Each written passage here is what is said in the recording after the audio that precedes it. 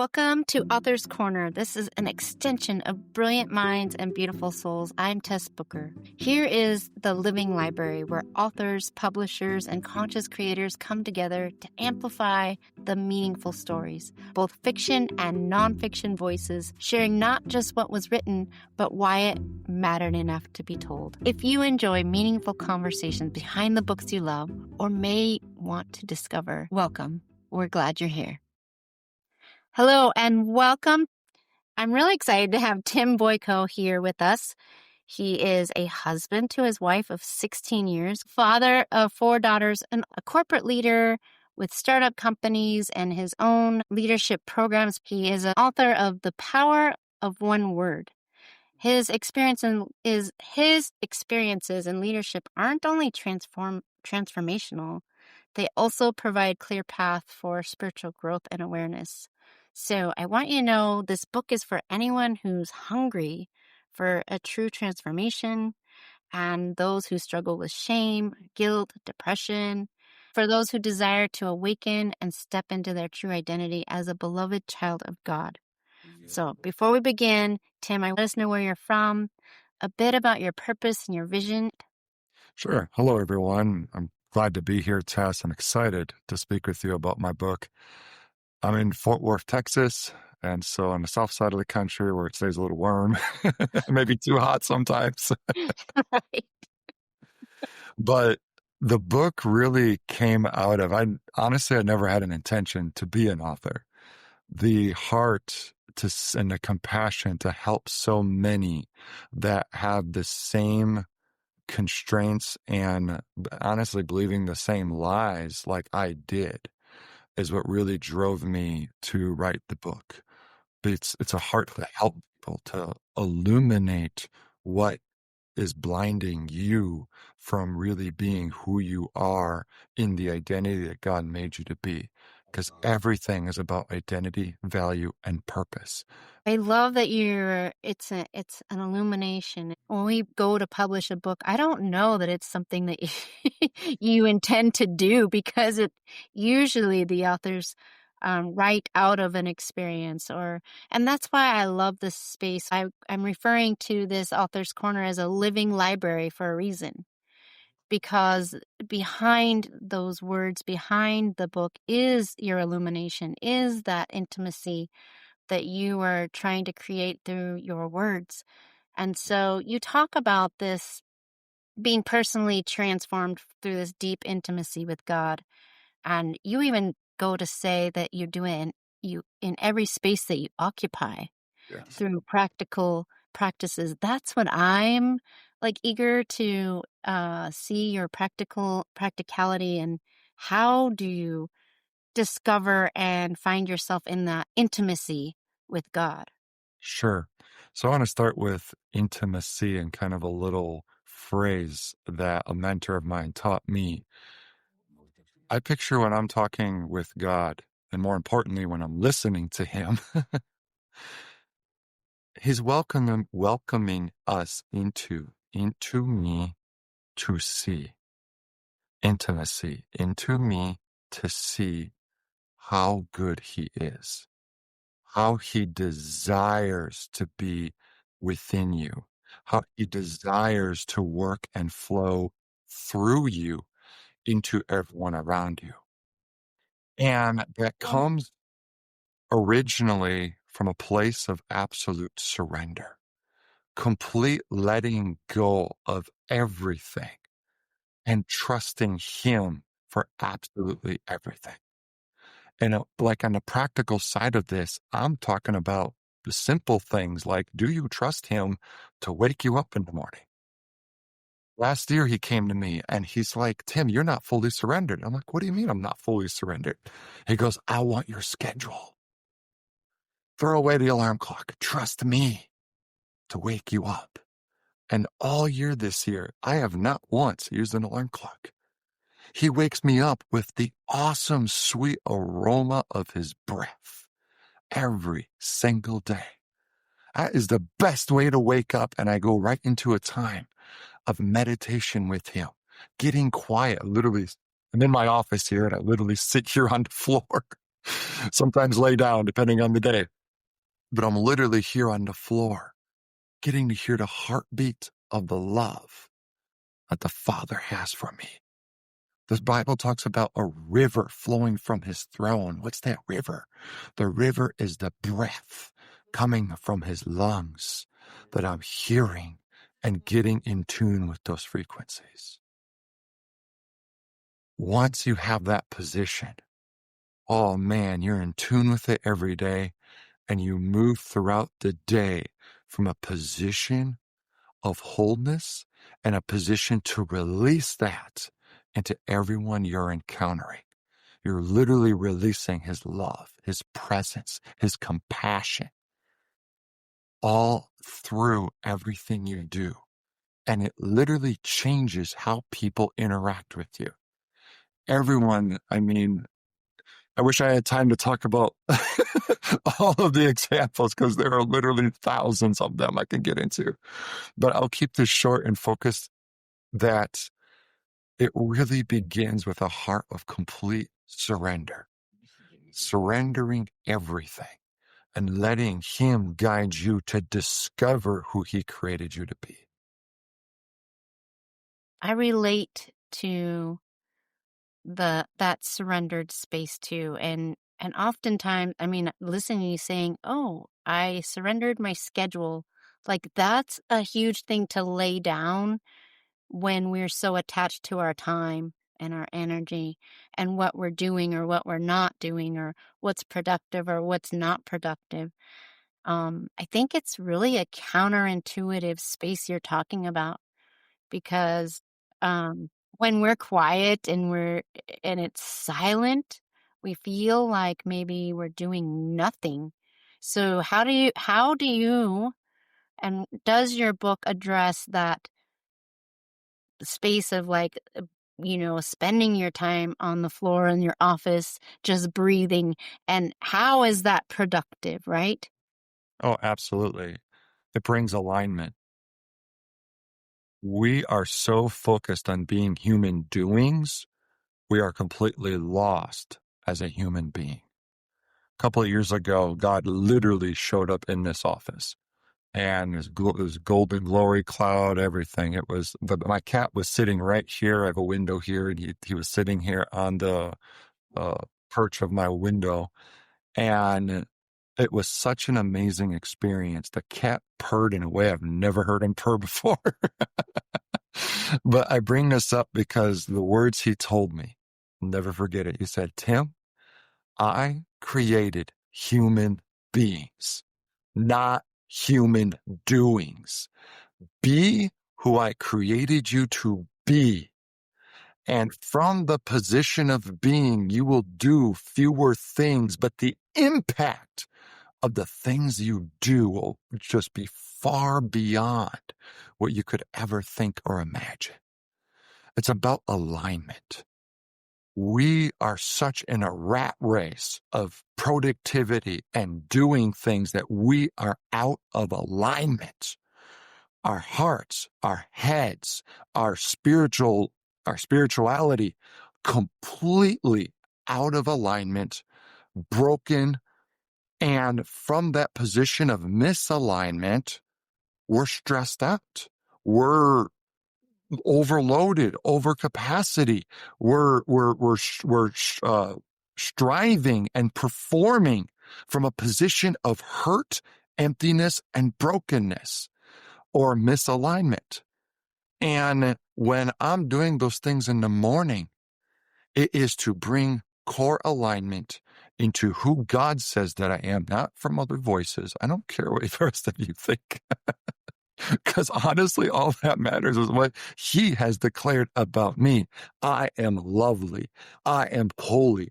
I am righteousness, not because of what I do, because of who Jesus made me to be. That's what the book talks about.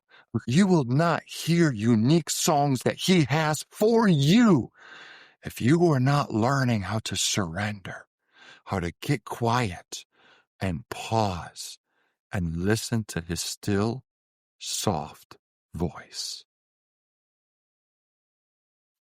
I love it. I love the passion.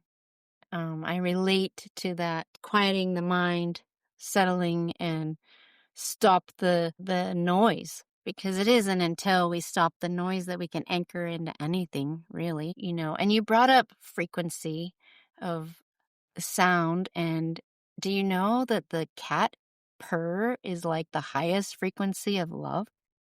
No, I did not know that. Wow, that explains it. Yeah, whenever a cat is in that purring space, it's actually a therapeutic space because it's the highest frequency of love.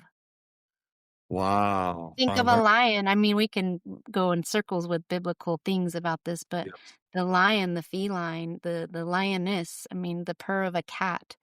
yes, And Earth and our body and our breath are reminding us all the time. And I think, Tim, as you dive into this book, maybe you're bringing these more practical ways to position yourself. You talk about the P's. It's positioning yourself to even get in a place of being quiet. For you, you surrendered your alarm clock, your time. So I think, I don't want to say that we have to sacrifice anything, like but we do have to position. We have to be willing, yeah, right? And if you aren't willing, there is no place for surrender. yeah. Well, and I want to bring up sacrifice isn't meant, I think religion paints sacrifice as something that's painful. Yeah. And if I may, I'm going to read just a brief part of my book here because what I talk about in the intimacy is the Father's lap. And Romans talks about that when we surrender, we lay ourselves down as a living sacrifice. And for years, I always pictured myself literally getting on a stone sacrifice. And God's like, Tim, that's not what I meant by that. That's not the imagery I want you to have. I want you to picture yourself. The altar is my lap.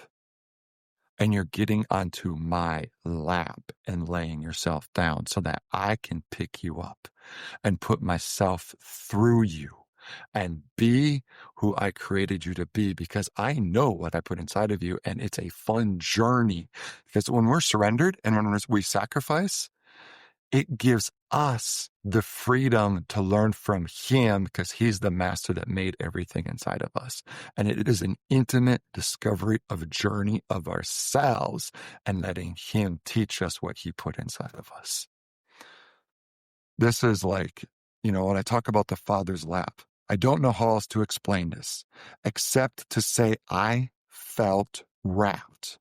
Like God himself lifted me into his lap and pulled me close. Not because I had done something remarkable, not because I earned a moment of intimacy, but simply because I was his. I wept. I saw something I never seen before. I wasn't just God's servant. I was his son. And not just any son, a son who delighted the heart of his father, a son who saw through Jesus made righteous, holy, pure, not because of my works, but because of what Jesus did. That truth broke chains I didn't even know I still carried. Chains of performance, of striving, of deep down unworthiness masked by achievement. All of that began to unravel. It was time to let go of the mask. And that's what I ask everyone here. Are you tired of striving? Are you tired of putting on mask of performance? It's time to, your authentic you is crying out to be, who am I really? My book will guide you through what God's taught me, how he's taken me on the journey. And it's a short read. It's intentionally 6 chapters because in a week, when you go through this, I know that when you do the journaling, when you do the meditating, when you do the crying time, literally spend the time crying, let the healing happen. I know it will completely transform. And I look forward to hearing your testimonies too. Thank you, Tim. I think what you described or what I heard out of that is in being one who I love the scriptures. I love reading my Bible. I love unraveling and diving deep. But you just described being in Him, through Him, by Him. And what does that mean necessarily? And it could mean something different to everybody. But basically, you're finding yourself through all of it, your emotions, your desires, your productivity, all those things are wrapped in Him, through Him, and by Him. I think too much in church, the connotation is the bury emotions. So much surface level stuff. That is not how God intended us. Mm. Emotions are there to process, not necessarily stay in a place, but it's to process, to work with Him, to talk with Him.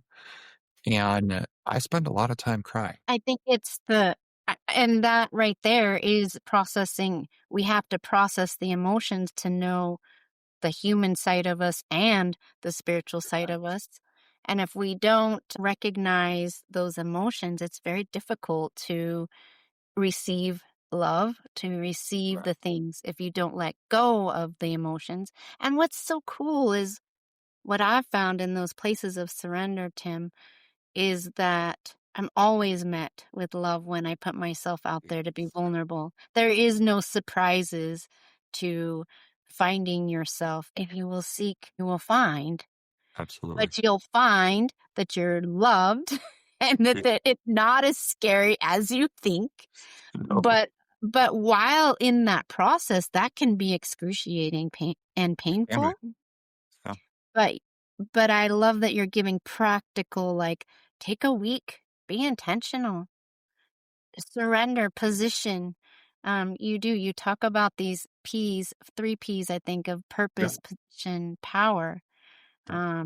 And I think you've described, and if there's anything else you want to add here, but I think it's really about this deep into me to see God in every space that you occupy, in every space that you occupy, right? That's like an incredible journey? I gave the example of my calendar, and I can go into relationships. I can go into finances. I mean, I've literally have surrendered it all. And when you do that, this year has literally been the most supernatural year. I mean, just look at how His frequencies have brought us together. And I can talk about many, many other divine appointments and connections that have happened because it starts right there at full surrender. This year, I could not have planned this year.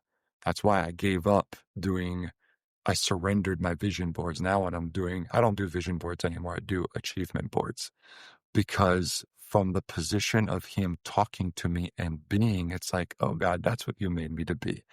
And so now, like, one of my focuses is to bring His wholeness that He's restored into me into every single one of your lives.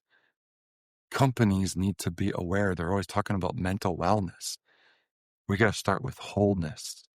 You've been practicing and practicing. I don't think that we're expected as a human being to just automatically give up our time and give up our schedules. And I think you had to come to layer and Oh, yeah. layer to get to Absolutely.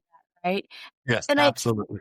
premise of your book is to find the place that you can surrender, be kind to yourself in doing that, and start somewhere with your purpose and your position. Position somewhere. It doesn't mean you have to let go of your life. It just means you have to address what's at hand right now. What Yeah, is it that's taking up the space that you need to lay down so that you can receive and grab something bigger than that thing, correct. It's right? really understanding your position is focused so much on your identity. Mm-hmm. And because your identity is where you're positioned. And when you're positioned in surrender in the identity in Him and who He's made you to be, and for each of us, it's going to be different because He created us all different. That's the amazing thing about it. And the amount, so when you surrender, it begins with receiving his love. Mm-hmm. What I see a lot in the world today is people are trying to give out of something they haven't received. Jesus said, as you freely receive, freely give. We need to receive his love, receive his grace, and we need to love ourselves. We need to give ourselves grace. We need to give ourselves forgiveness. Our worst enemy many times is ourselves. We beat ourselves up. Stop it. Love self the way he loves you. And I think, honestly, Tim, I know when I first started out of this surrender and trying to receive, it was the hardest thing. It took me years to figure out what that receiving meant because I would find myself just in the lap of God, but not receiving the love. Like I did it backwards, where I was so open and vulnerable and just like, Lord, do something with this life, right? But I found that it was that receiving piece that I struggled. I could get rid of the fear and I could get rid of the things and I wasn't afraid of stepping out and being vulnerable. But when it came to receiving, it was a whole nother thing. I had to start with something as simple as receiving a compliment. Yeah. Yeah. Know what I'm saying? Like receiving has to come with a willingness, and you can only love yourself as much as you love God, right? Or as much as you receive from God is how much you're going to love Right. yourself. We are the limiters. You can't, if you find you're not able to celebrate, you're not able to have a compliment without throwing it back and saying, oh, it was just God or it was just something else or deflecting, then I would say that is a good place to start with receiving. Correct. In the book, one of the things I take people through is the lies is what's limit us. When you are struggling to receive, the lies are limiting. The lies are literally the blockers. Many of our lies begin when we're children. They're subconscious things that happen, whether it's an event, and there's a couple types of trauma. You have the physical abuse, emotional abuse, sexual abuse, that kind of trauma. And that obviously has lies that puts inside of your spirit. The flip side of that, though, is a lot of us are raised, and I shouldn't say a lot, but some of us are raised where it is a good home from all intents and purposes, but withdrawal of certain good things. And what I mean by that is maybe you were never hugged as a child by your father. There's a whole generation that, you go back a couple of generations, a whole generation where they never hugged each other. What does that impact negatively? The ability to nurture. It's a trauma from withdrawing something that God made for us to experience. And so when we think back about our childhood and you ask God, God will reveal this stuff to you. That's how he did for me. I mean, he revealed it to me. As you go from conception, early childhood, he's going to start showing you areas where you lacked nurturance, areas where you lacked compliments, areas where maybe you were literally abused. And he's going to show you his love and grace while he was there in all those moments. And that's where the forgiveness and the healing and the recognition to start with of those lies, that's where they come from. You ask him to pluck them out, then you must forgive. As you receive forgiveness, you must give that forgiveness. You forgive the parent or the relative or the neighbor, wherever the abuse came from. And the force of forgiveness is powerful, absolutely powerful. It literally separates, and you'll cry through the forgiveness process. So as you go through that process, you write them down. I encourage you to literally write them down, tear them up, and throw them away. But don't stop there, because now you need to replace it with truth. So then you ask God, what is the truth? So for me, the first one he did with me is ugly was my root lie. Ugly, and you'll read this in the book, but ugly was what built a vine of lies that limited me and caused me to strive for achievement instead of just be who he made me to be. He ripped all of that out And over time, it started with a new truth. I am lovely. I went from ugly to lovely. I am lovely. And from there, he grew a huge tree, which you can read about in the book and go and see the rest of the journey from there. Well, it sounds like your book is a very holistic space of addressing the lies, positioning yourself, surrender, the intimacy, and taking people through a process. Is there any last words you want to say about your book before we close? Sure. Take the time to do the meditation exercises. If you're just reading this book like any other self-help book, I'm sure you'll get a couple things out of it, but really the transformation starts that you are investing in yourself because you are valuable. You are so valuable that God calls you his temple.